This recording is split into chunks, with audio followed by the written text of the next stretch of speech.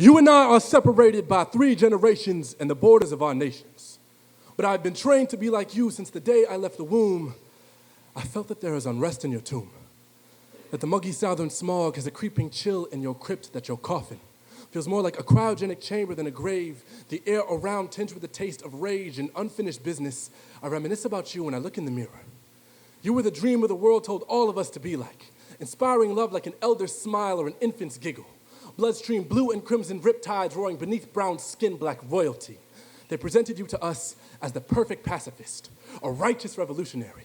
They told us you were the acceptable mold for black folk to respectably fold into, and for 2 generations, most of us bought the lie that every black brute deserved its black body bag if we spoke anything less than Old English and weren't wearing a black suit.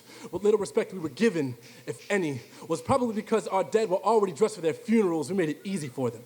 And now, after centuries of violence, every time we ride under the weight of an impending hearse, every person with a complexion light enough to avoid lynching tells us that we should be like you, that we should protest peacefully, that our anger is unpatriotic, reeking of domestic terrorism. Then they force-feed us your speeches, soaked in whitewash and bleach, preaching that we have turned on every one of your beliefs. Dr. King, the Western world has tried to convince me that each molecule of your makeup was anti-violence.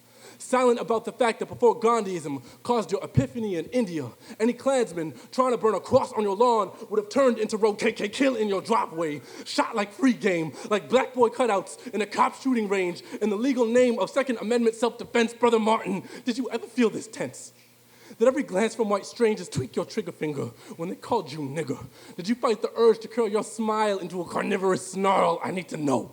Because when I remember being called nigger, white fists stamping me with the disapproval of my humanity, animal instinct kicks, and the urge to stain white skin American by splitting open insides, leaking blue and crimson riptides arises that would tell me to be like you. You would tell me we need to be like Jesus, that our path of peace would cause him to cease fire, but they murdered you both, Martin. They gave our king a crown of thorns. They crowned your crown with a sniper round. So every time the world hails me young king, I'm not sure if they're calling for my coronation or my crucifixion, my royal procession or my funeral. Dr. King, I do not want to hurt anyone.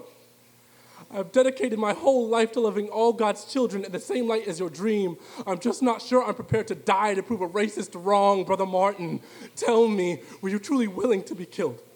Do you truly rest in peace as noble in the memories of the people because of your Nobel Peace Prize? Or does the chill in your tomb prove you are just like me, afraid to live and afraid to die at the exact same time?